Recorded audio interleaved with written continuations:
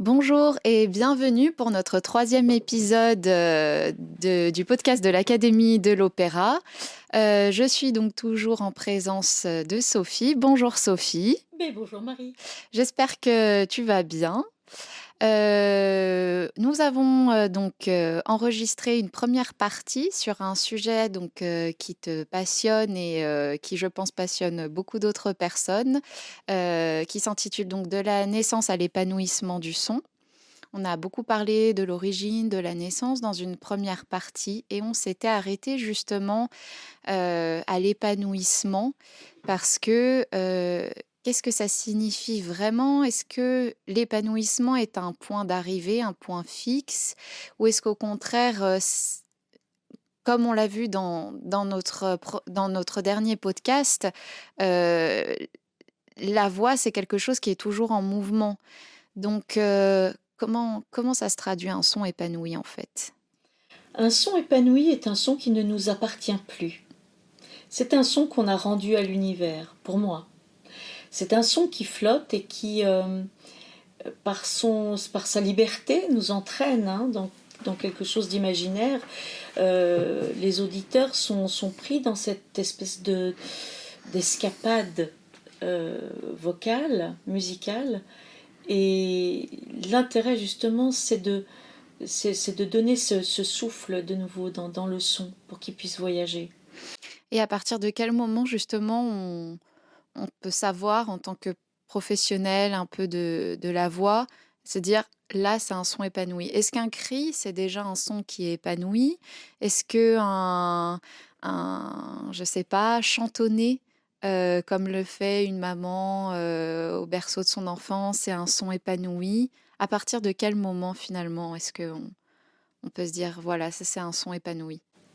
Alors c'est une très bonne question. En ce qui concerne le cri, je ne sais pas s'il est vraiment épanoui. En tout cas, il est extraverti et son but c'est vraiment de libérer quelque chose. Un cri de joie ou un cri de souffrance, il libère effectivement quelque chose et il traduit quelque chose de l'âme. Maintenant, je m'intéresse plus au son en tant qu'expérience, on va dire, transcendante plutôt que... voilà. Alors une maman qui chante pour son enfant, c'est tout ce qu'il y a de plus naturel, c'est ce qu'on retrouve dans toutes les cultures et c'est magnifique d'avoir ce lien. C'est un langage qu'elle établit avec son enfant. C'est quelque chose de très intime. Et souvent, d'ailleurs, quand il y a une tierce personne, elle s'arrête parce que c'est un peu gênant. C'est un dialogue juste entre elle et son enfant. Et je trouve que c'est magique. C'est très très fort. Maintenant, concernant le son en tant qu'expérience vocale, je dirais qu'il se libère à partir du moment où on est allé le chercher suffisamment bas au fond de son être, là où il y a cet espace un peu rocailleux, un peu primal, primaire, où le son n'est pas beau, mais il est, parce qu'en fait c'est juste c'est une continuation du souffle, c'est un, c'est un son non travaillé. Il est à l'état brut, et après seulement on va le travailler.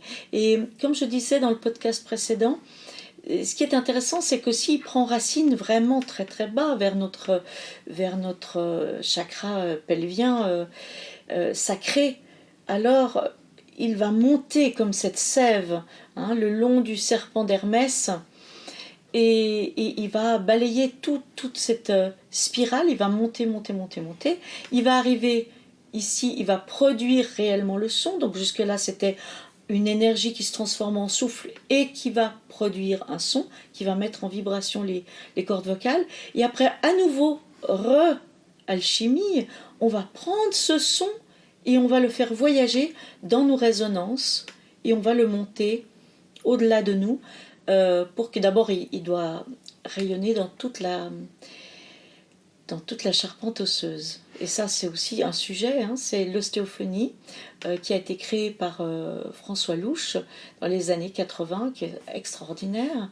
J'ai eu la chance de faire quelques stages avec lui. Et l'ostéophonie, c'est vraiment Si vous avez l'occasion de faire des masterclass avec lui, c'est vraiment très très intéressant parce que ça invite à ce voyage à l'intérieur du corps et des sonorités. Et ça consiste en quoi, du coup, l'ostéophonie? Alors, comme son nom l'indique, de faire résonner le son, la vibration du son dans le corps, dans l'ossature. Et puis, alors par contre, il est évident qu'après, pour devenir chanteur d'opéra, il y a encore tout un travail. C'est-à-dire que là, on a l'expérience du son dans le corps, on a la sonorité, on a la charpente osseuse qui vibre, et on a beaucoup, beaucoup de données aussi sur si on a des vertèbres qui ne résonnent pas, quelles sont les zones où le son ne circule pas, donc ça c'est génial. Après, j'ai eu la chance de travailler avec un monsieur à qui je dois beaucoup, Peter Perutz, qui était mon agent, coach, etc., qui m'a vraiment suivi pendant 30 ans, et qui lui travaillait alors beaucoup avec la lymphe, donc le système lymphatique qui aussi permet la circulation du son et Mhm. l'embellissement du son. Mhm. Alors là, on parle du son, pas de la voix encore, Oui. puisqu'en fait, on n'a pas encore transformé en voix. Et puis, ce qui est important pour moi aussi, c'est de bien distinguer que le noyau, c'est le son, et en dessus, on va le transformer en voix. Et dans cette transformation, ben, effectivement, on va rajouter des voyelles, des consonnes, et les consonnes sont des bruits. Alors là, j'ai toute une série de petits exercices que j'avais mis au point pour les élèves, pour comprendre que p, t, k, p, t, k, ce sont des bruits, on ne les chante pas. Et c'est très intéressant parce que par rapport au chant lyrique, parce qu'après, effectivement, on peut chanter du jazz différemment ou de la variété très différemment, mais par rapport au chant lyrique, ça a une grande, grande importance, puisque les consonnes qui sont des bruits, pas toutes, parce qu'il y a des consonnes, il y a des sifflantes, les s, ch, s, z, etc.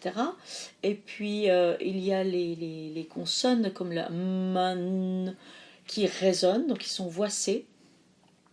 Et donc toutes ces consonnes nous aident en fait à conserver la compression du souffle.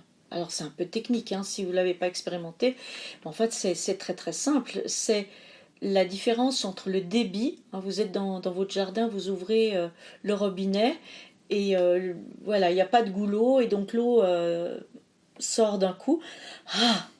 Et donc il y a dispersion de souffle. Nous, c'est ce qu'on ne veut pas, puisqu'on veut conserver le souffle pour toute la phrase, toute la ligne vocale et surtout le legato qui nécessite justement le contrôle de ce souffle. Et donc, on va créer ce que ma délicieuse professeure Nancy Long, qui est maintenant aux États-Unis, elle est retired, heureusement pour elle, nous enseignait, c'était la compression du souffle. Elle appelait ça air pressure. Donc, quand on a cette air pressure, on doit pouvoir le doser. C'est un peu comme la marmite à vapeur. Quand on arrive à la bonne chaleur, tout d'un coup, il y a le petit guiglet qui se soulève, et il siffle, et on sait que c'est cuit. Mm. Donc, il faut le retirer du feu. Et donc, c'est ce processus, en fait, de air pressure qui est, on va dire, qui est régulé par nos consonnes, qu'on peut réguler, D'accord. pas seulement par les consonnes, mais que les consonnes nous aident à réguler, on va dire, et à projeter, du coup. Et pourquoi alors est-ce qu'on fait chanter les chanteurs beaucoup sur les voyelles au début sans les consonnes parfois? Bien sûr, parce que comme les consonnes ont des endroits différents pour créer le bruit, eh bien on va essayer d'aller plutôt à la source du son, puisqu'on va essayer de développer le son et non pas la voyelle, parce que sinon on a des gens qui chantent que des voyelles, là, a, e, i, c'est pas du chant. On va aller plutôt vers un son, une sonorité caverneuse. Oh, on va essayer de chercher un son d'abord et après on le teinte avec des voyelles. Mais en fait, il y a toute une série d'exercices. Un jour, peut-être, Marie, on ira leur montrer D'accord, notre petit laboratoire secret. très bien. Mais c'est intéressant. Là, il nous faut de la place, il faut le piano et, pour que je puisse vous illustrer ce dont je parle. Mais ça serait vraiment intéressant pour que je puisse vous montrer de quoi je parle. Parce que pour Oui, l'instant, c'est de la théorie. oui. La pratique viendra. C'est autre chose, c'est vrai, de pratiquer. Et justement, j'aimerais revenir, sur, quelque chose que tu as évoqué, dans l'épisode précédent. C'était de faire un petit peu avec sa part d'ombre, et de lumière, le fait qu'on peut avoir des peurs. Est-ce qu'on peut vraiment chanter avec des peurs? Qu'est-ce qu'on fait de ces peurs? Quelle place est-ce qu'elles ont dans la production du son? Elles sont très importantes parce qu'elles nous aident en fait à transcender nos sentiments. Parce on doit non pas effacer la peur, mais on doit la transformer. Et c'est comme le trac, parce que si on parle de la peur, on n'est pas loin Oui, du trac. Hein. Eh bien, le trac, pendant des années, on a essayé de lutter contre, et en fait, on s'est rendu compte que c'est une énergie qu'on peut utiliser, puisqu'elle est dopante. Elle nous dope, c'est-à-dire que ce trac est très sain, et s'il n'est pas là, même on peut être peut-être des fois un peu dérouté. Moi, ça m'est arrivé de me retrouver sur scène, et tout d'un coup, je me dis, mais qu'est-ce qui se passe? Je n'ai pas le trac. Ouh là là, et tout d'un coup, ça me prend, paf, par surprise, et là, c'est plus difficile à gérer. Par contre, si je commence le spectacle et que j'ai un petit peu le petit nœud, le trac, ça veut dire que je suis consciente de ce qui se passe. Je suis consciente des enjeux. Et donc, je vais transformer cette émotion, ce sentiment de peur, hein, où je me dis, mais comment je m'appelle, est-ce que je peux rentrer à la maison, ah toutes les idées viennent par la tête, hein, dans ces moments-là, c'est assez extraordinaire. Et puis on pense au contrut, même s'il est dans très longtemps, on est déjà en train de se projeter, c'est ça qui crée ce trac aussi, c'est qu'on est trop dans la projection et pas assez dans le moment présent. Et en fait, la transformation du trac en énergie dopante et c'est presque une énergie sexuelle, c'est-à-dire c'est une énergie qui est, euh, qui est très forte, hein, qui nous pousse au-delà de nos limites. Et ça, c'est quand même fabuleux. donc pour toi, c'est l'énergie, notre énergie Ah vitale oui. aussi qui remonte.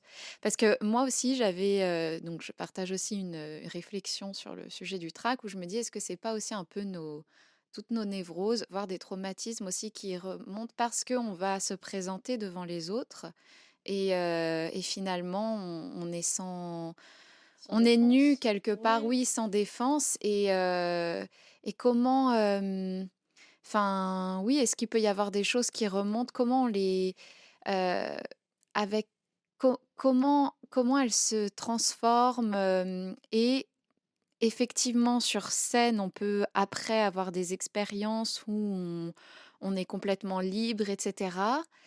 Mais du coup, comment est-ce qu'on retrouve aussi ces sensations, les conscientise sans justement, l'expérience du trac avant, quand on travaille, parce que du coup, on est tout content, on a une expérience un peu, c'est ça, presque mystique sur scène, puis on se retrouve au cours et puis il se passe plus rien. Alors ça, ce sont des expériences que nous faisons toutes et tous. Alors moi, pour rebondir sur l'idée de comment transformer le trac, euh, il y a quand même des outils qu'on utilise pendant les cours. Pendant les cours, pour moi, c'est très important de créer la routine. Parce que la routine qu'on va mettre en place, c'est-à-dire, je commence toujours par les mêmes exercices parce que ça me sécurise, je sais où va mon son, quel que soit l'endroit où je suis, quelle que soit l'acoustique. Euh, alors ça crée une espèce de sécurité. À ce moment-là, je sais que je suis en sécurité. Et effectivement, il y a les idées qui nous traversent. Parce que tout d'un coup, quand on est dans des moments de trac, on a un espèce de dédoublement. Hein. On est là, puis on n'est pas là, puis il y a des idées qui passent par la tête. Comment je m'appelle? Je ne sais plus comment je m'appelle. J'ai oublié le texte. Enfin bref, il y a tout qui passe par la tête. Et en fait, dans ces moments-là, c'est important de se dire, ok, je suis ici maintenant, à cet instant-là. Mmh. Et l'instant présent est capital pour retrouver la sérénité. Et du coup, le trac s'efface, Mmh. puisqu'en fait, tout d'un coup, on fait confiance à cette sécurité. Et la Oui, confiance est justement cette transformation du trac, de oui. cette peur. Donc c'est se relier aussi à une partie, à la confiance et au fait de se fier aussi en ses intuitions, à ce qu'on sent et cetera, plutôt que d'écouter aussi la voix des peurs, mais une dernière question peut-être, du coup, à t'entendre, l'épanouissement, ça fait finalement penser à une forme c'est le résultat un peu d'un chemin qui nous mène vers un équilibre et cet équilibre, nous permet d'être suffisamment un peu centrés, sur soi pour nous ouvrir et donc nous épanouir. Est-ce que ce serait est-ce que est-ce que je définirais bien, ou est-ce que tu voudrais rajouter, quelque chose? Mais Marie, ta question était déjà une réponse en fait.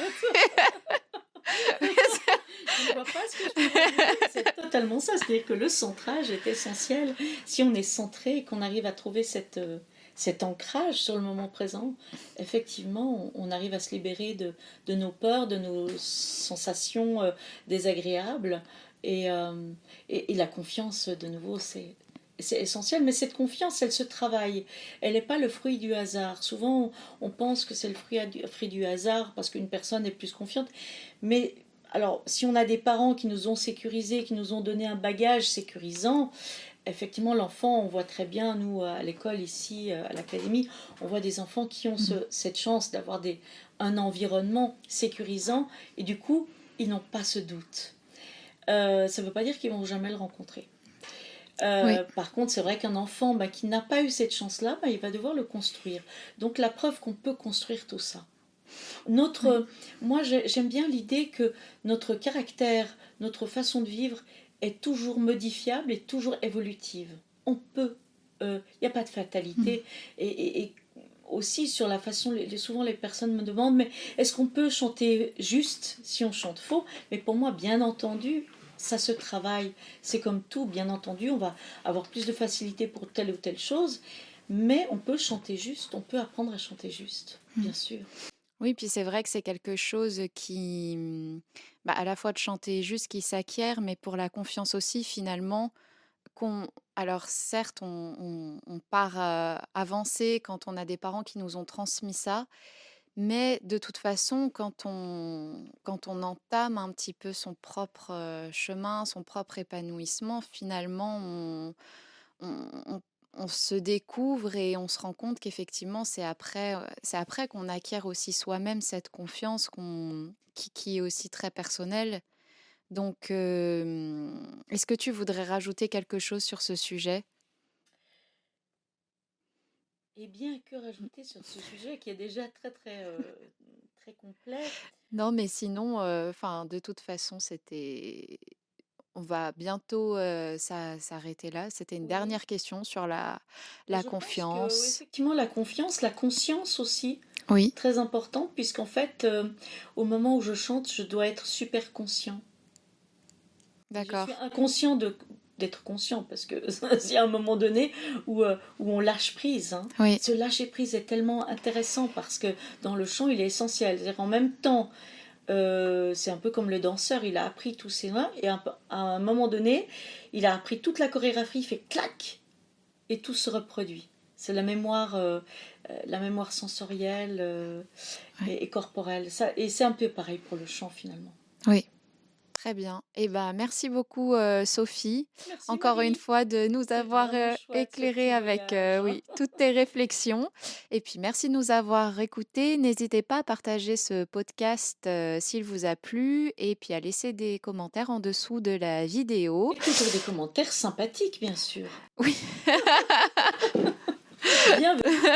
dans la bienveillance si possible, mais nous acceptons les critiques constructives, évidemment. Et les questions. Et les questions, tout à fait. S'il y a des sujets aussi qui vous intéressent, n'hésitez pas à les mettre, en commentaire. On pourra les aborder lors d'un prochain épisode et eh bien merci et puis à bientôt.